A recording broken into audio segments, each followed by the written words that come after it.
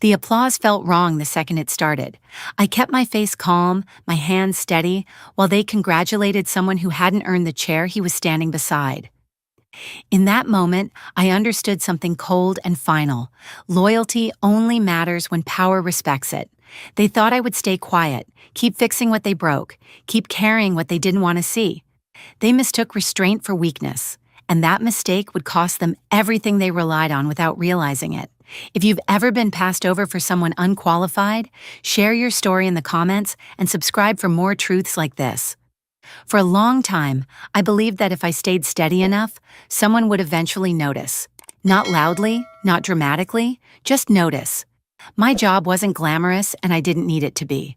I was the one people called when schedules slipped, when deliveries stacked up in the wrong cities, when a single mistake threatened to ripple across an entire region. I learned early that calm solved problems faster than ego. While others chased visibility, I focused on keeping things running. I stayed late without announcing it. I answered calls no one else wanted. I smoothed conflicts before they reached conference rooms. Somewhere along the way, that became my role. Not officially, but undeniably. After my personal life unraveled, work became the one place that felt solid. Bills didn't wait for grief. Responsibility didn't pause for healing. So I built my days around reliability. Show up early, leave late, don't complain, don't ask, just handle it. Over time, people began to assume things would work because I was there. They didn't say it outright, but I felt it in the way emails stopped panicking once I was copied, in how meetings relaxed when I spoke, in how problems quietly landed on my desk without discussion. I wasn't chasing praise, I was chasing stability. For myself, and for the people who depended on the systems I kept stitched together. I watched others come and go, new hires with confidence and buzzwords, managers with big visions that ignored the details holding everything up. I learned how fragile operations really were, how much depended on experience no one wrote down. I carried that knowledge carefully. I thought that's what loyalty meant. Over the years, I gave up small pieces of my life without noticing. Missed dinners, half-listened phone calls, weekends interrupted by just one quick thing. I told myself it was temporary, that consistency would be rewarded. There were moments that fed that belief. Casual comments about how I was essential. Side conversations hinting at advancement. A smile that lingered a second too long when leadership talked about the future. I didn't demand clarity. I trusted the process because trusting felt safer than pushing. I saw how people who pushed were labeled difficult, emotional, expendable. I didn't want to be that. I wanted to be dependable. Somewhere in that choice, I became invisible. Not ignored, used, relied on, but never elevated. I noticed how credit traveled upward, how my fixes became someone else's leadership talking point. I told myself it didn't matter. Results mattered. Stability mattered. If things worked, that was enough. Except it wasn't. The longer I stayed quiet, the more comfortable everyone became, assuming I always would. Expectations grew, appreciation didn't. I started to feel the weight of being necessary without being valued. Still, I stayed, because leaving felt reckless. Because responsibility has a way of convincing you that endurance is the same as strength. I thought being indispensable would protect me. I thought patience was a strategy. I didn't realize patience only works when the people above you are capable of fairness. By the time I sensed something was off, I had already built an entire structure around being the one who never failed. And structures like that don't collapse loudly at first. They crack quietly, under the assumption that the person holding them together will never let go. That morning felt ordinary enough to lower my guard, which is probably why the moment hit as hard as it did.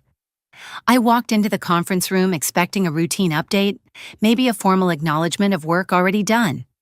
The air carried that familiar mix of stale coffee and forced optimism, the kind that always shows up when leadership thinks it's about to make an announcement people should applaud. Chairs filled quickly, conversations softened when I sat down. A few coworkers offered small, encouraging looks, the kind you give someone you assume is about to be recognized. I didn't read too much into it, but I felt ready, not excited, ready. When my manager stood at the front of the room, smiling with rehearsed ease, she talked about growth, about alignment, about positioning the company for the next phase. I listened closely, waiting for substance beneath the polish. Then she gestured toward him. Younger, confident in the way only someone untouched by consequence can be. Her voice lifted as she announced the promotion, his name ringing out with a certainty that didn't belong to it. For a split second, my mind rejected what I heard. It felt like a language error, like words placed in the wrong order. The room erupted into applause, not joyful but obedient, hands clapping because silence would be noticeable. I joined in automatically, my body responding before my thoughts caught up. He stepped forward, adjusting his jacket, smiling as if he'd crossed a finish line he hadn't trained for. I watched from my seat, aware of how still I'd become. Then my name was mentioned, not as the promotion recipient, but as support, praised for being helpful, reliable, a team player who would assist him as he transitioned. The phrasing was careful, almost kind, which somehow made it worse. Years of work reduced to a footnote in someone else's celebration. I felt eyes flick toward me, measuring my reaction, waiting for disappointment to surface. It didn't, not outwardly. I kept my expression neutral, my posture composed, because I understood the unspoken rule of moments like that. React poorly, and you become the problem. He spoke next, delivering a speech filled with enthusiasm and vague promises, words borrowed from places he hadn't earned yet. Innovation, fresh perspective, big picture thinking. The phrases floated above reality, disconnected from the details that actually kept everything functioning. When the meeting ended, people lined up to congratulate him. I waited, letting the crowd thin, giving myself time to breathe through the strange pressure building behind my ribs. He approached me with an easy grin, already comfortable in a role he didn't understand. He thanked me in advance for my help, said he'd be leaning on my experience. It wasn't meant to be cruel. That was the most unsettling part, the assumption that I would stay exactly where I was, doing exactly what I'd always done, only now without even the illusion of upward movement. As I left the room, the applause still echoed faintly behind me. Something settled in my chest then, heavy and unmistakable. It wasn't anger. It was clarity. I understood my position perfectly for the first time, and I knew nothing would ever feel the same again. I stayed late that evening for the same reason I always did. Loose ends bothered me more than fatigue. The office thinned out gradually, voices fading, lights clicking off one row at a time, until the building settled into that hollow quiet that makes your own footsteps sound intrusive. I focused on finishing what I'd started, telling myself the meeting was over, that I could process it later. But as I stood to grab water, passing the row of closed offices, I heard my manager's voice drifting through a door that wasn't fully shut. It wasn't loud, but it carried the kind of tension that makes you stop without thinking. I didn't intend to listen. I really didn't. My body just paused before my mind could intervene. She was speaking to someone else, a man whose voice I recognized from leadership calls, clipped and uneasy. He mentioned concerns, questions from above about the promotion, about why I'd been passed over. Hearing my name pulled everything into sharp focus.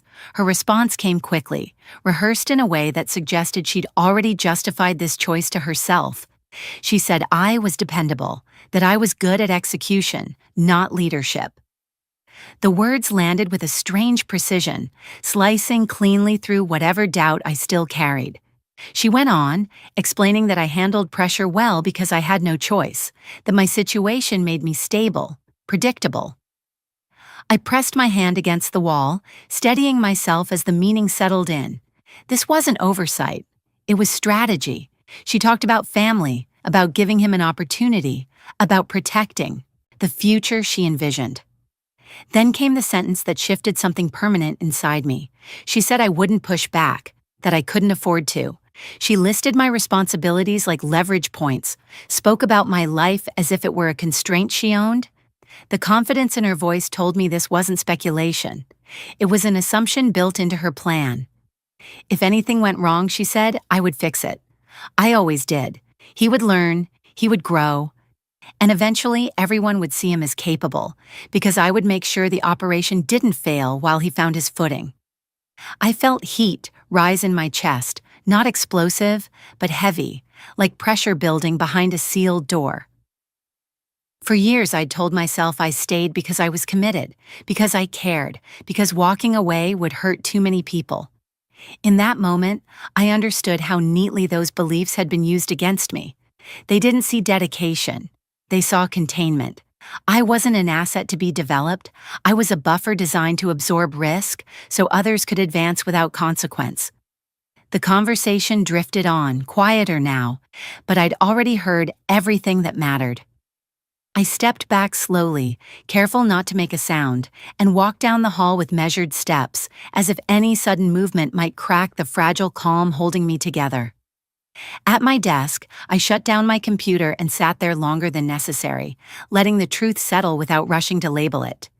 Betrayal felt too dramatic, disappointment too soft. What I felt was recognition, a clear, unsentimental understanding of my place in their structure. I had been trusted to carry weight, but never trusted with authority. Needed, but never respected. The realization didn't make me want to scream or confront anyone. It did something quieter and far more dangerous. It removed fear. Once you see how people intend to use you, the anxiety about pleasing them fades fast. I gathered my things and left the building without looking back, the night air cool against my skin. As I drove home, a strange calm settled over me. Not relief, not anger, but certainty. They believed they had accounted for every variable. They believed I was fixed in place.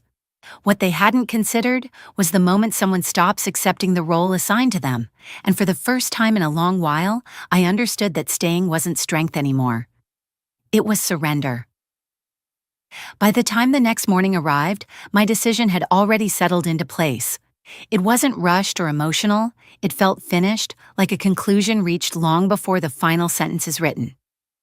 I moved through my routine with an unfamiliar sense of control, noticing how much of my energy had always been spent anticipating other people's needs. At my desk, I opened a blank document and wrote my resignation with deliberate care. No accusations, no explanations that invited debate, just a clear statement of intent and a timeline that respected the role I was leaving without surrendering myself to it. Printing the page felt oddly grounding, the paper warm in my hands as if it carried weight beyond words. I folded it once and slipped it into an envelope, then went back to work as usual. The day unfolded around me, phones ringing, questions landing, problems surfacing exactly as they always did. I handled what needed handling, not out of obligation, but out of respect for the people downstream who hadn't earned the chaos leadership created. Late in the afternoon, when the office energy shifted toward weekend relief, I stood and walked toward my manager's office. She looked up as I knocked, already guarded, as though she sensed something moving out of her control.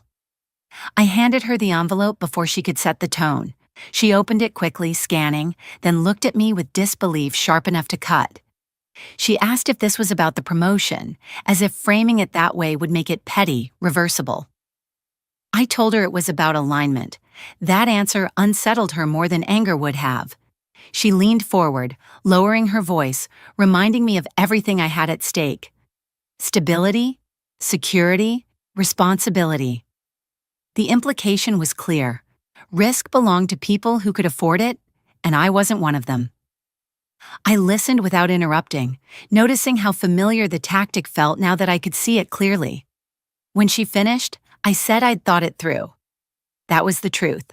She warned me about perception, about how leaving now could be interpreted, how future employers might question my judgment.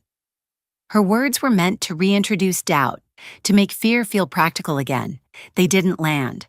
I could hear the calculation beneath them, the urgency she was trying to keep hidden. She offered alternatives next, time to reconsider, a reframing of my role, the promise of influence without authority, importance without recognition.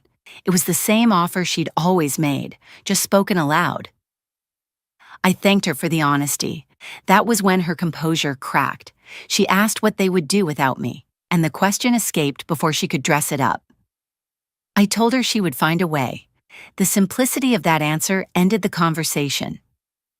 I walked out of her office aware of eyes on my back, of whispers starting before I reached my desk. I didn't stop to explain myself. I didn't owe anyone a performance.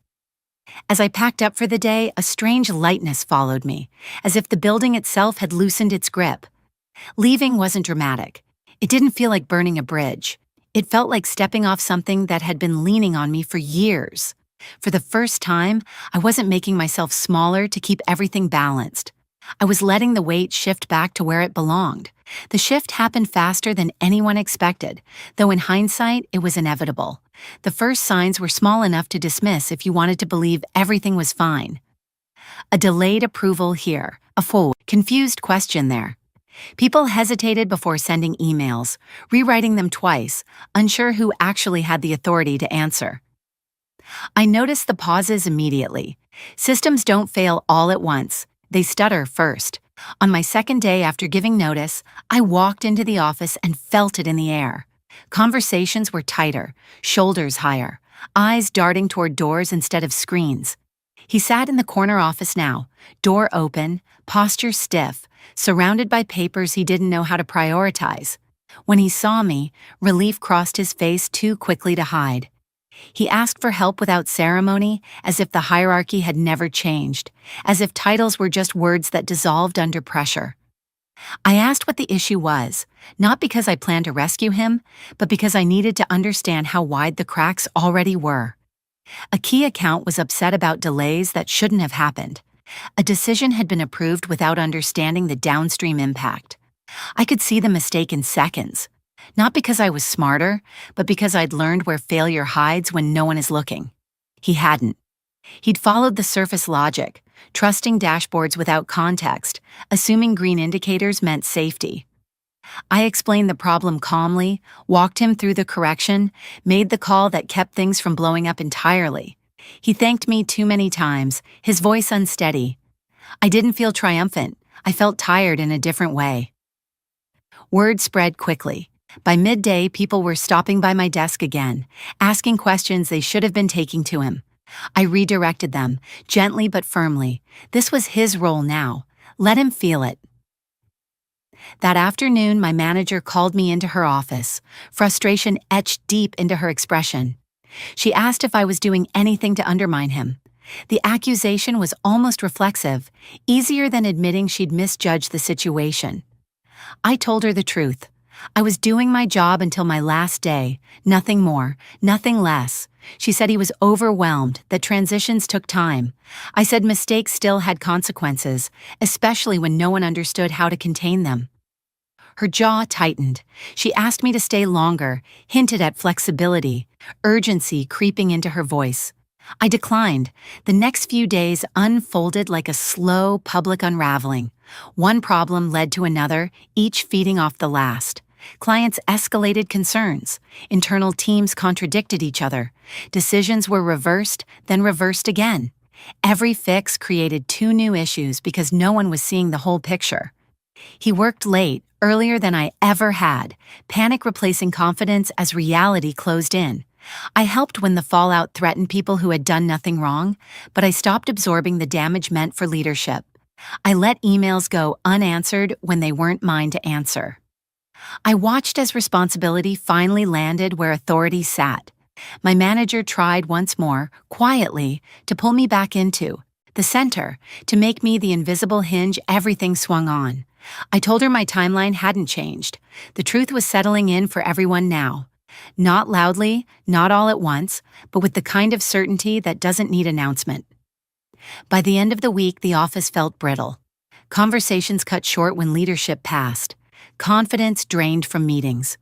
People who had applauded days earlier now avoided eye contact. I realized then that I wasn't watching revenge unfold. I was watching reality assert itself. Nothing I'd done caused this. I'd simply stopped preventing it. Control had been handed to someone who didn't know how to hold it, and no amount of optimism could change that.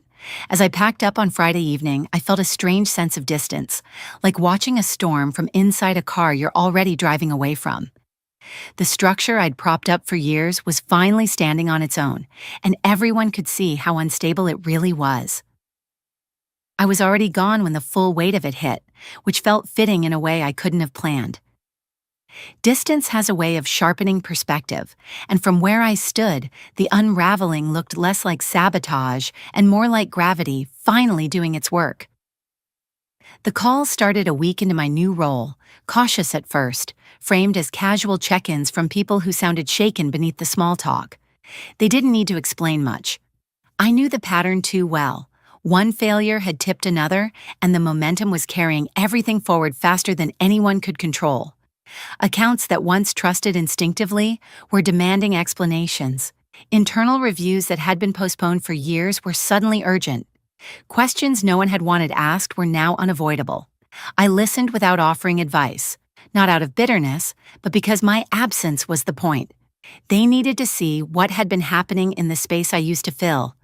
From what I heard, leadership tried to project confidence, issuing reassurances that everything was being addressed. But confidence without understanding only deepened the damage.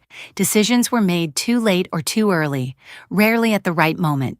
Each attempt to course correct exposed another layer of confusion beneath it.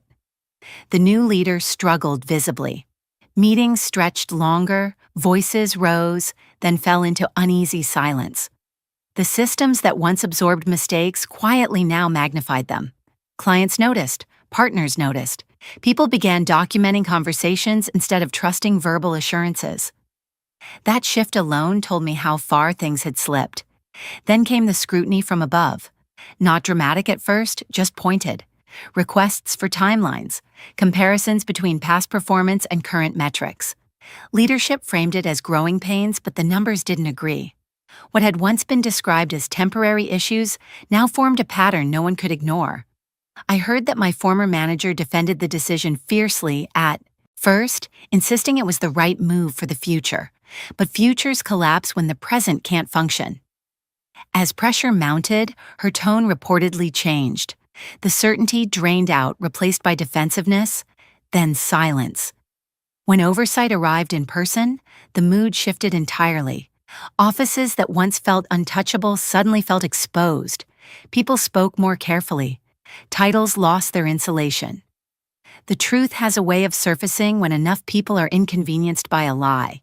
Clients began pulling back, not all at once, but decisively. A contract paused here, a renewal delayed there. Each hesitation sent ripples through the organization, tightening budgets, freezing decisions, amplifying fear. The leader who'd been elevated without preparation resigned quietly, framed as a personal choice. No farewell speech, no applause, just absence. My former manager followed soon after, her departure described in vague language that satisfied no one. Investigations rarely announce themselves loudly, but their effects are unmistakable. Processes were reviewed, decisions were questioned. Stories that had been kept private were suddenly shared in careful, documented ways. I read about it later, detached, surprised by how little emotion it stirred. What I felt wasn't triumph, it was confirmation. Everything that collapsed had been balanced on an assumption that I would always be there to steady it.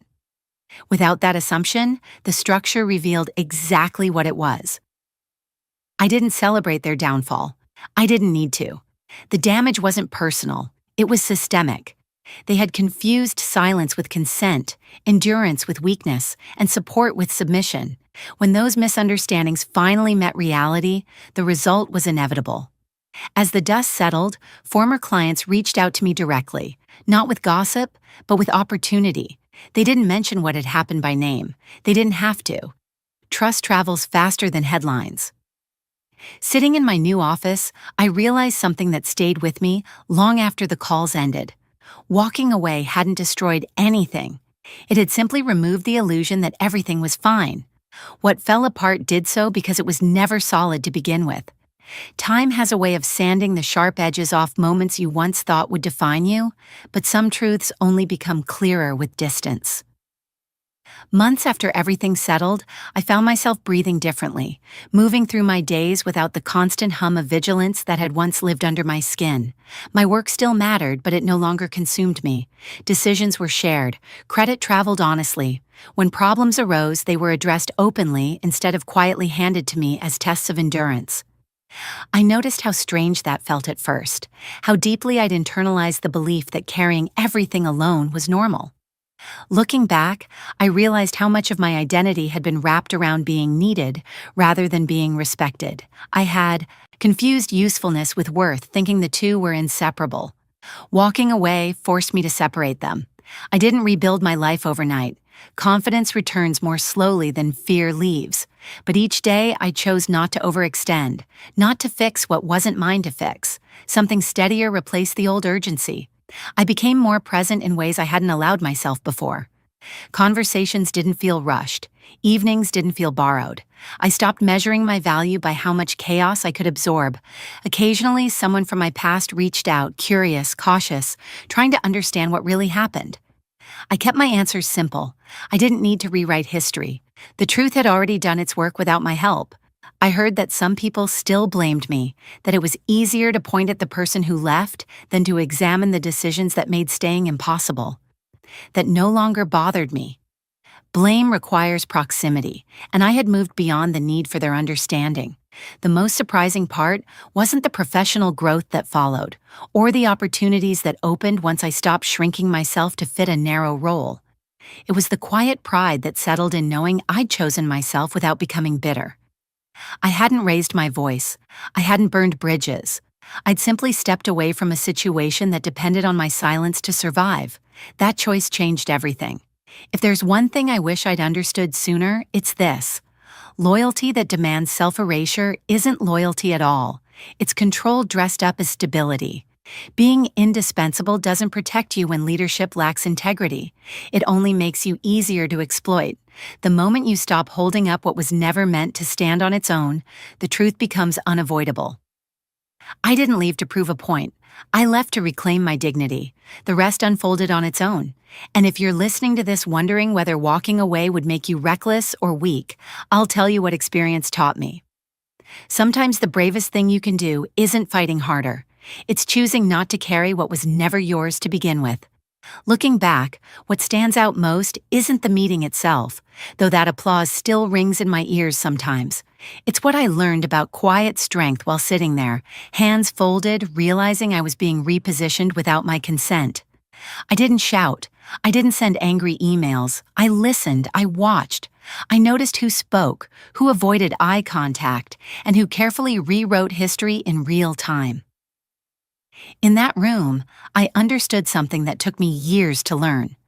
Power doesn't always announce itself. Sometimes it sits silently taking notes. The emails I'd saved, the decisions I'd documented, the patterns I'd tracked without comment. Those weren't paranoia. They were preparation. When leadership reduced my work to support, they assumed my value disappeared with the title. It didn't. It followed me. The humiliation worked only because they believed I had nothing but effort to offer. What they missed was the quiet leverage built through patience and record-keeping. I didn't win by confronting them. I won by knowing exactly where I stood and refusing to pretend otherwise. That strength didn't look impressive in the meeting. It looked like restraint. It looked like walking out calmly. But restraint, when informed, is dangerous to people who rely on your silence. If I were sitting across from a friend now, I'd tell her this. Pay attention to what's being said around you, not just to you. Save your work. Save the emails. Notice patterns instead of excuses. And don't confuse being quiet with being powerless. Silence is only weakness when you don't know what you're holding. How to get started today. Save important emails and decisions in one private folder. Write down what you actually handle each week. Notice who gets credit versus who does the work. Stop explaining things that are already documented. Prepare options before you ever need them. Which quiet detail from this story felt uncomfortably familiar to you? And if you enjoyed this story, make sure you hit that subscribe button and drop a like because stories like this are what I'm all about. Thanks for watching.